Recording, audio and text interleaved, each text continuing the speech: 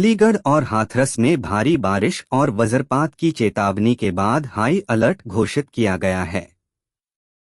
अलीगढ़ में गुरुवार को नर्सरी से 12वीं तक के स्कूल बंद रहेंगे, जबकि हाथरस में 12वीं तक के विद्यालयों में 12 और 13 सितंबर का अवकाश घोषित किया गया है।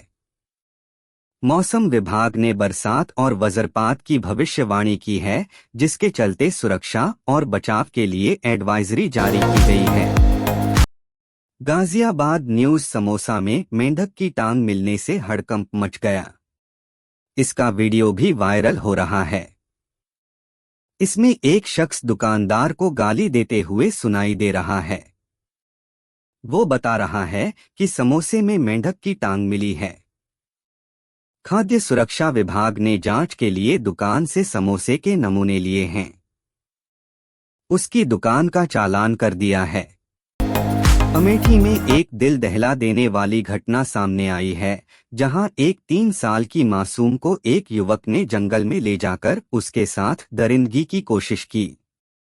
परिजनों और स्थानीय लोगों ने युवक को पकड़ लिया और मासूम को बचाया। मासूम के शरीर पर कई जगह दांत के निशान मिले हैं। पुलिस ने आरोपी को हिरासत में लिया है और मामले की जांच कर रही है।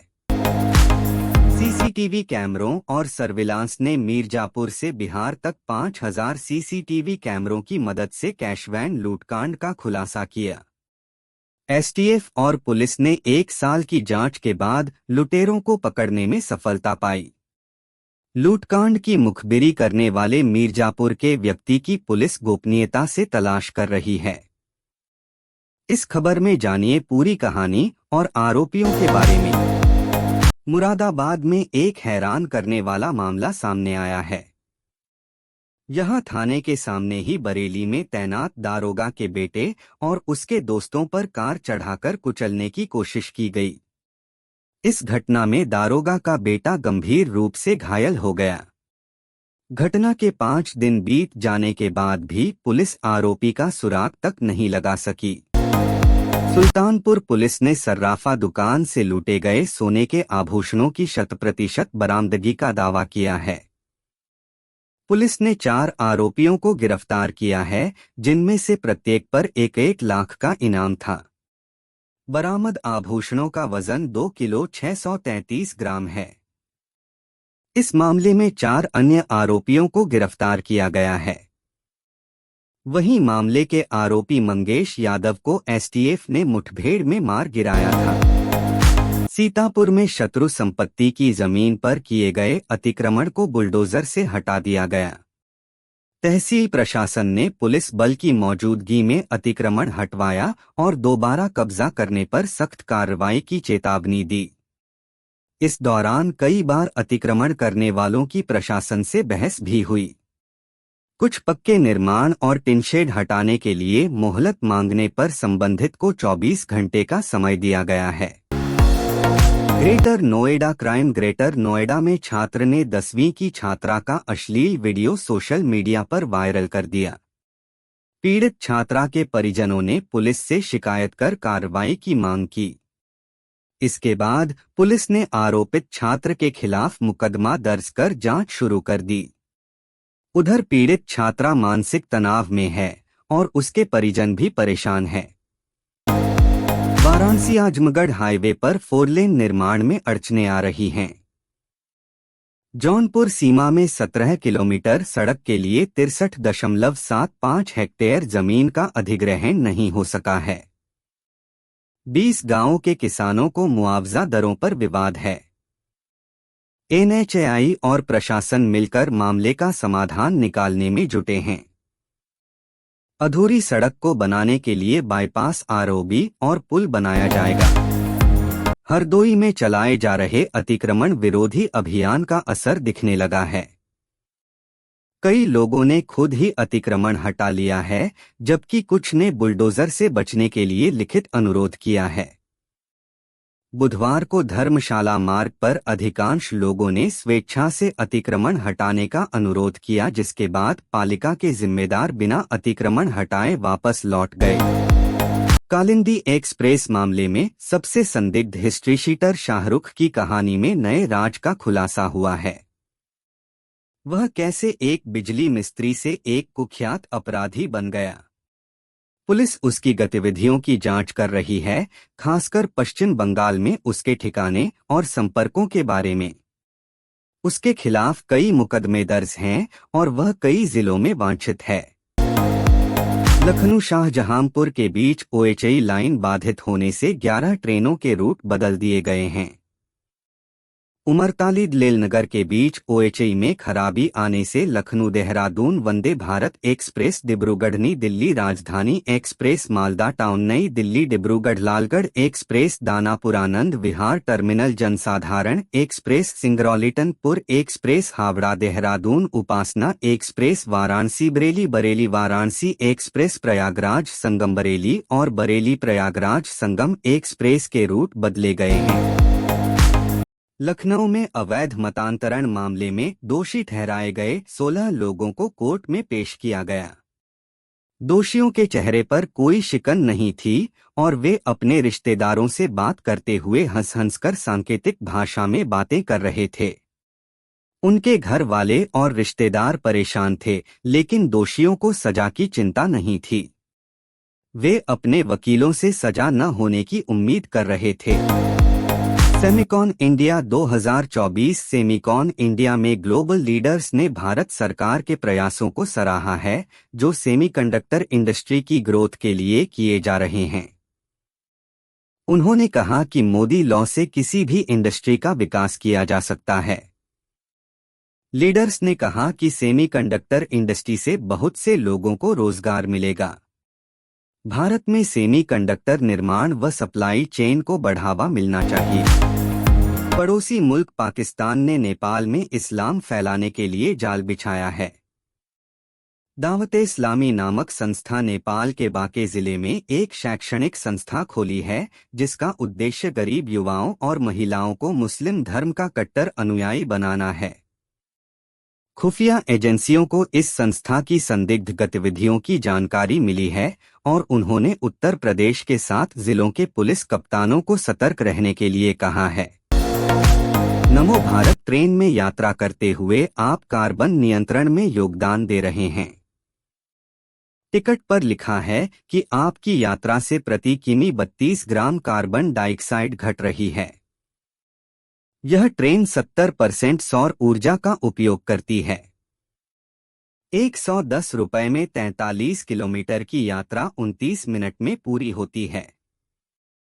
इससे 1 लाख वाहन सड़क से कम होंगे और 85,000 टन कार्बन डाइऑक्साइड कम होगी। आयुष्मान भारत योजना न्यूज। केंद्रीय मंत्रिमंडल ने बुधवार को आयुष्मान भारत प्रधानमंत्री जन आरोग्य योजना ABPMJY के तहत 70 वर्ष और उससे अधिक आयु के सभी वरिष्ठ नागरिकों को स्वास्थ्य बीमा देने को मंजूरी दे दी है। केंद्रीय मंत्री अश्विनी वैष्णव ने कहा कि इस कदम से 4.5 करोड़ परिवारों को लाभ मिलेगा। बुजुर्गों को आयुष्मान भारत स्कीम के तहत 5 लाख रुपए तक मुफ्त इलाज की सुविधा मिलेगी। ईडी ने भगोड़े नीरव मोदी के खिलाफ बड़ी कार्रवाई की है। ईडी ने नीरव की 29.75 करोड़ रुपए की संपत्ति अटैच कर दी है। आपको बता दें कि नीरव मोदी अभी लंदन की जेल में बंद है। पीएनबी से धोखाधड़ी के मामले की जांच सीबीआई द्वारा भी की जा रही है। उसे उसी साल लंदन में गिरफ्तार किया गया था।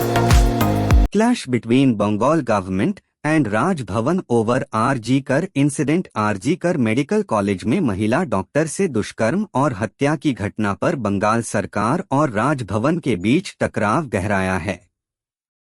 राज्यपाल डॉक्टर सीवी आनंद बोस ने मुख्यमंत्री ममता बनर्जी को संविधान के अनुच्छेद 167C का पालन करने का अनुरोध किया। राजभवन ने राज्य सरकार की कार्यशैली और कानून प्रवर्तन एजेंसियों पर सवाल उठाए हैं। Net zero emissions NITI Aayog के सीईओ BVR सुब्रमण्यम ने कहा कि भारत जलवायु अनुकूल विकास के लिए प्रतिबद्ध है, लेकिन आर्थिक विकास के लिए जीवाश्म ईंधन आवश्यक हैं। उन्होंने जलवायु परिवर्तन की समस्या के समाधान के लिए बाजार की सीमाओं को रेखांकित किया और बताया कि भारत 2070 तक शून्य कार्बन उत्सर्जन लक्ष्य प्राप्त करने पर काम कर रहा है। Malaika Arora father death. बॉलीवुड की मशहूर एक्ट्रेस और मॉडल मलाइका अरोरा के पिता की निधन की खबर ने उनके परिवार को झकझोर कर रख दिया है। घटनास्थल पर फिल्म इंडस्ट्री के कई लोग पहुंचे थे। अपने पिता के निधन की खबर मिलते ही मलाइका रोते हुए और जल्दबाजी में घर के अंदर जाती देखी गईं। अब पिता के निधन के बाद उन्होंने पहला पोस्ट शेयर किया है। अमर कौशिक के डायरेक्शन में बनी स्त्री 2 रिलीज के पहले दिन से अच्छा कलेक्शन करती आई है। घरेलू बॉक्स ऑफिस पर फिल्म ने स्ट्रॉन्ग ओपनिंग लेकर साबित किया कि 6 साल बाद भी स्त्री का जलवा कम नहीं हुआ है। फिल्म न सिर्फ इंडियन बॉक्स ऑफिस पर बल्कि वर्ल्ड वाइड कलेक्शन में भी हुंकार भरती नजर आई है। थलापति विजय की फिल्म गोट के इन दिनों काफी चर्चे हैं। दक्षिण राज्य से आई ये मूवी लोगों का भरपूर मनोरंजन करने में जरा भी पीछे नहीं नजर आई। रिलीज के पहले दिन से गोट फिल्म अच्छा कलेक्शन कर रही है। हालांकि इसकी कमाई में उतार चढ़ाव भी देखने को मिला, लेकिन बॉक्स ऑफिस पर धाक जमाने में मूवी कामयाब रही है। हिंदी सिनेमा की दिग्गज एक्ट्रेस मीना कुमारी को ट्रेजेडी क्वीन के नाम से जाना जाता है। उनकी जिंदगी के कई ऐसे किस्से हैं जो अब भी अनछुए हैं। एक्ट्रेस ने 14 फरवरी 1952 में कमाल अमरोही से शादी की थी। अब इसी लव स्टोरी पर एक फिल्म आने जा रही है। इस फिल्म का नाम कमाल और मीना है। नितेश तिवारी के निर्देशन में बन रही रामायणा को लेकर बस बना हुआ है। सिनेमा के दिग्गज सितारों से सजी माइथोलॉजिकल फिल्म की शूटिंग चल रही है। हाल ही में रणबीर कपूर ने एक शेड्यूल की शूटिंग पूरी की थी और अब केजीएफ स्टार यश और सनी देओल की शूटिंग को लेकर नया अपडेट सामने आया है। दोनों कब से शूटिंग शुरू करेंगे, जानिए यहाँ। कई सालों के हिट की दरकार लिए बैठे अक्षय कुमार अब फैंस को वही पुराने अंदाज में एंटरटेन करने के लिए तैयार हैं। हाल ही में प्रदर्शन के साथ भूत बंगला मूवी का उन्होंने ऐलान किया और अब एक्टर की एक और फिल्म कनप्पा से उनका पहला लुक रिवील कर दिया गया है, जिसने फैंस की एक्साइटमेंट बढ़ा दी है। इंग्लैंड में खेली जा रही काउंटी चैंपियनशिप के मौजूदा सीजन में डेविड बेडिंघम और कॉलिन एकरमैन ने डरहम क्रिकेट क्लब के 142 साल के इतिहास की सबसे बड़ी साझेदारी कर डाली। दोनों के बीच 425 रन की साझेदारी हुई। काउंटी चैंपियनशिप में 5वें विकेट के लिए यह दूसरी सबसे बड़ी साझेदारी रही। बेडिंघम ने 279 तो एकरमैन ने 186 रन की पारी खेली। वाराणसी के गंजारी में बन रहे अंतर्राष्ट्रीय क्रिकेट स्टेडियम की तस्वीर वायरल हो रही है। इस तस्वीर में निर्माण कार्य की तेजी को देखा जा सकता है। यह स्टेडियम दिसंबर 2025 तक बनकर तैयार हो जाएगा। यह स्टेडियम 30.66 एकड़ में 451 करोड़ रुपए की लागत से बनाया जा रहा है। इसमें 30,000 दर्शकों के बैठने की क्षमता होगी। इसके वास्तु पर भगवान शिव और काशी की छाप दिखेगी। एशियाई क्रिकेट परिषद ने कुआलालंपुर में एसीसी कार्यकारी बोर्ड की बैठक में महिला अंडर 19 एशिया कप के उद्घाटन संस्करण की घोषणा की। यह निर्णय मलेशिया के कुआलालंपुर में आयोजित एसीसी कार्यकारी बोर्ड की बैठक के दौरान लिया गया। इसका लक्ष्य वैश्विक मंच पर एशियाई टीमों के प्रदर्शन को बेहतर बनाना है। साथ ही एशियाई टीमों को मजबूती भी मिलेगी। आईसीसी प्रतिनिधिमंडल पाकिस्तान का दौरा करेगा। यहां पीसीबी के साथ चैंपियंस ट्रॉफी के संभावित कार्यक्रम पर भी चर्चा करेगा। साथ ही चैंपियंस ट्रॉफी की तैयारियों का जायजा भी लेंगे। हालांकि पीसीबी को अब तक सूचित नहीं किया गया है कि कितने अधिकारी आ रहे हैं और वे किस विभाग का प्रतिनिधित्व करेंगे, लेकिन संकेत मिले हैं कि कार्यक्रम पर विस्तार से चर्चा होगी।